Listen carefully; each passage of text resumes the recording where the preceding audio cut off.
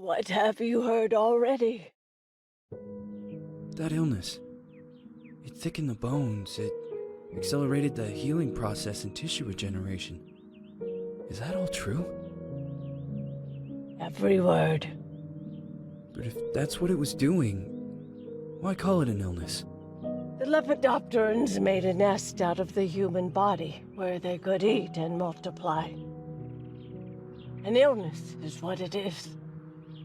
But then, Where do you want me to start? from the beginning. I'm old, Mr. Manny. My memory is not one of my strong points. Well, for example, why do they call you Madame Svenska? A name is just a trace. It is our business card, our identifier. It presents us to the world. But does it tell our story or really describe who we are? I swear I know 3 or 4 idiots with the same exact name. Well, yes. But we are not made of that name. It is given to us. Other people choose it for us, whether it suits us or not.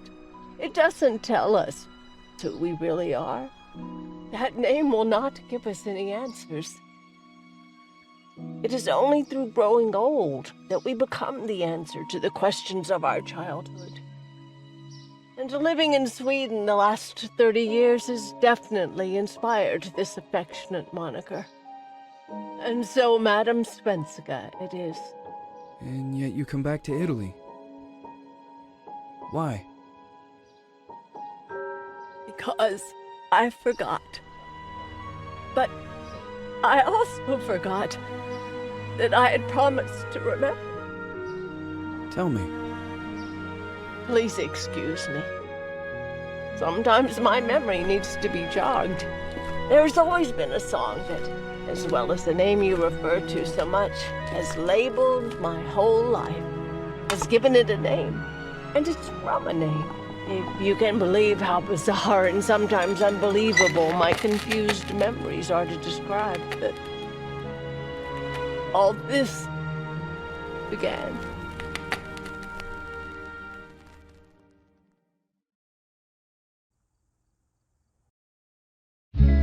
Say goodbye, hearty frost from my eye. If you leave me, sure you miss me. If you fly, you lose something in the sky. Come on, let's dance. We don't have any chance. Give me a kiss, so you know what you're gonna miss. If you fly, you lose something in the sky. Listen to me, the romance leave us free. But needs to be taken care of. You fly, there is something there.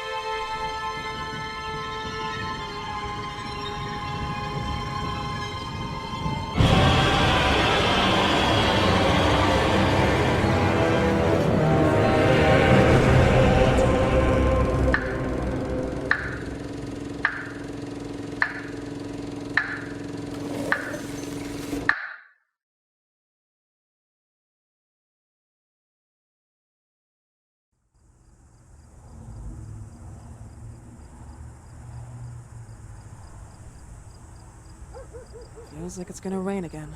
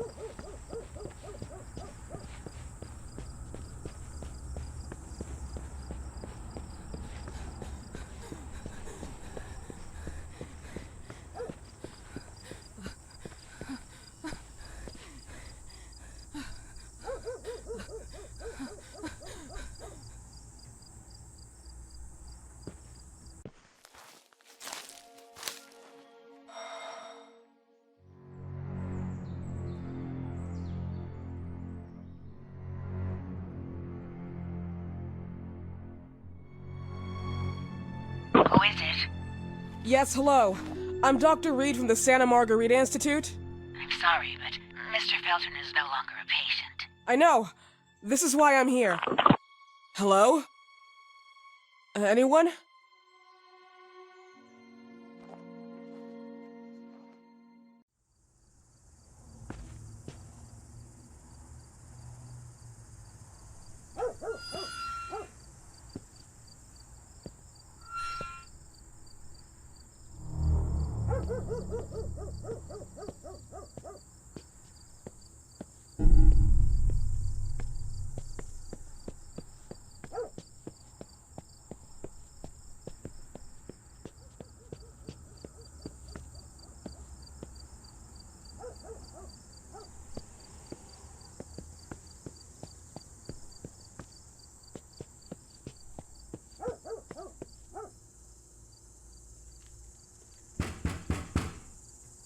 Hello?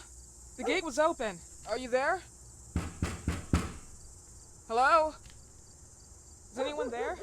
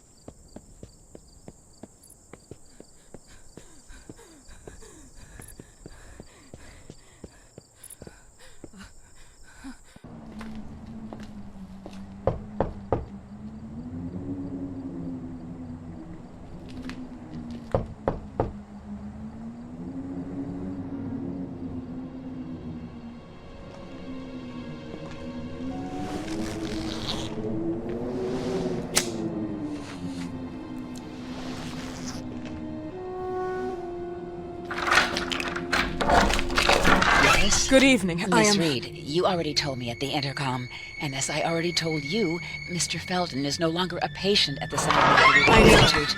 I came here voluntarily, outside the Institute. So what do you want? I am personally re-examining your case. Causes, reagents. I strongly believe there are alternative ways and probably other experiments that are worth a try. I am fighting with the Institute to recognize there are other adequate remedies for your husband's Oh, pathology. no, please. I'm just assisting him. I'm his nurse. I didn't know. It's okay. I suppose you want to talk to him. Thank you. I apologize for the darkness, but Mr. Felton's sight has been damaged and immensely compromised because of the disease. Anyway, I am Gloria. Oh, and please, refrain from smoking inside. Mr. Felton hates the smell of smoke. Sorry.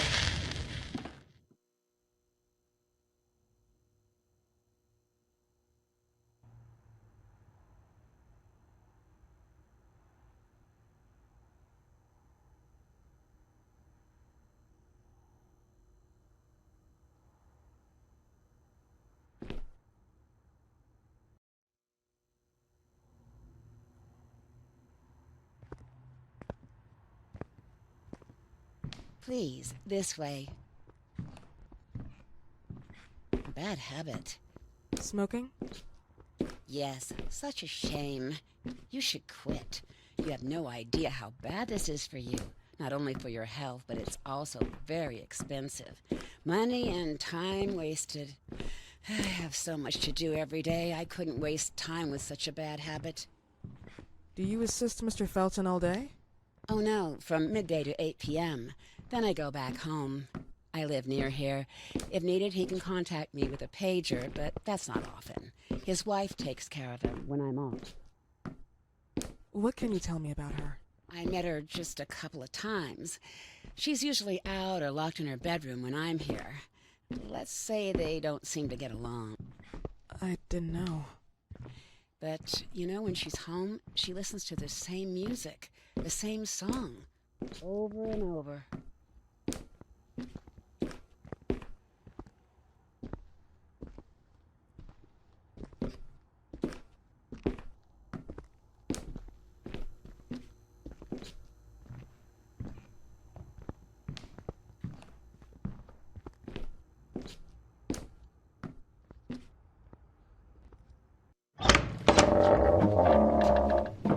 This way, please.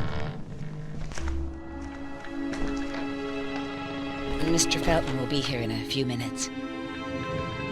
Okay.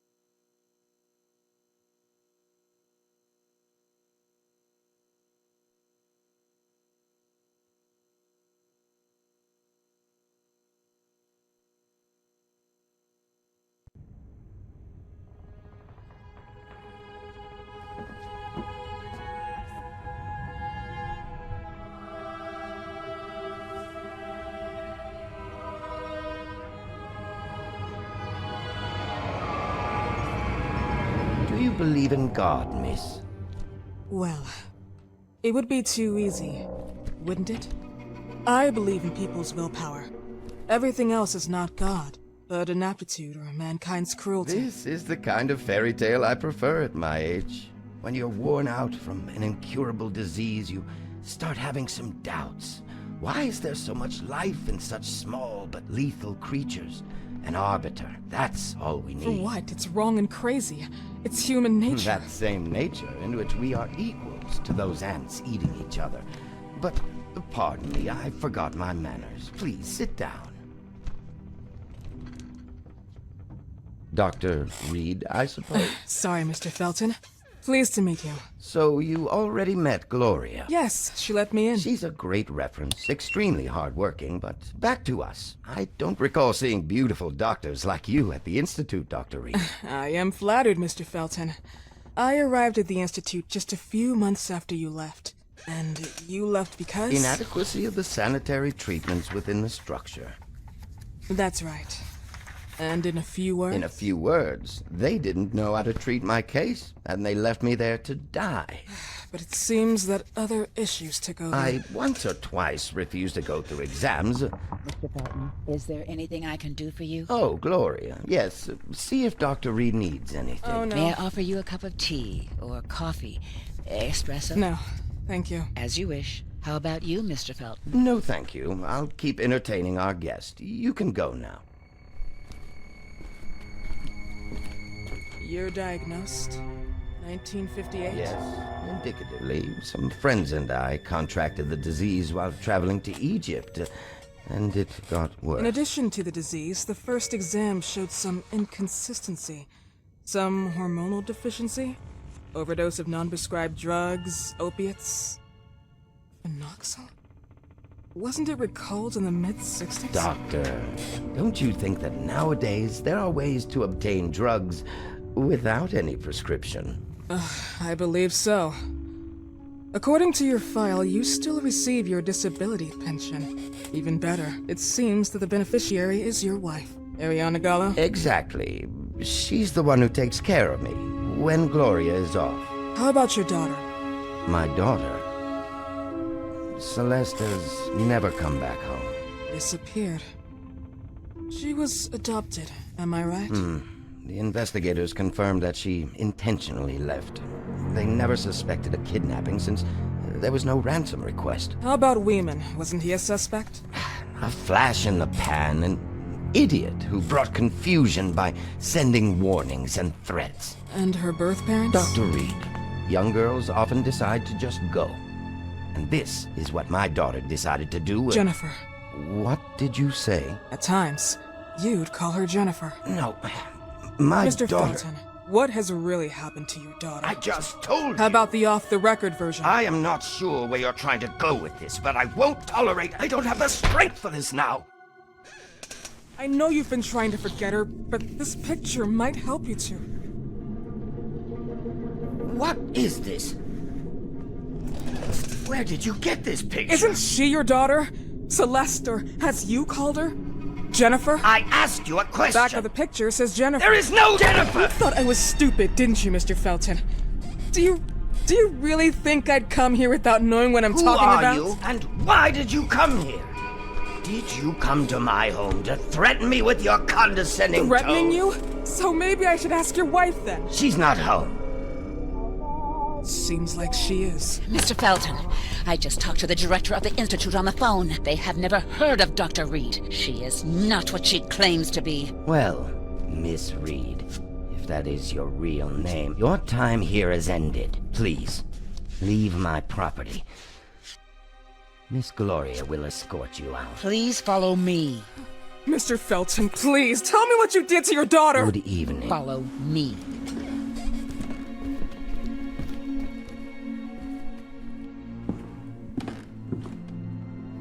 Mr. Felton.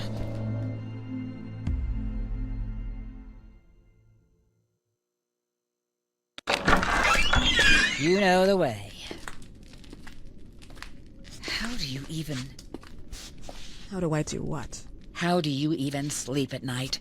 You use people's lives regardless of the pain you cause. The Feltons have been through a lot. And they are good people. Gloria, a young girl disappeared. We all know the story, unfortunately. A burden that the Feltons will have to carry for the rest of their lives. Celeste just left them. If that was the case, there was a motivation behind it. And it threatened her life.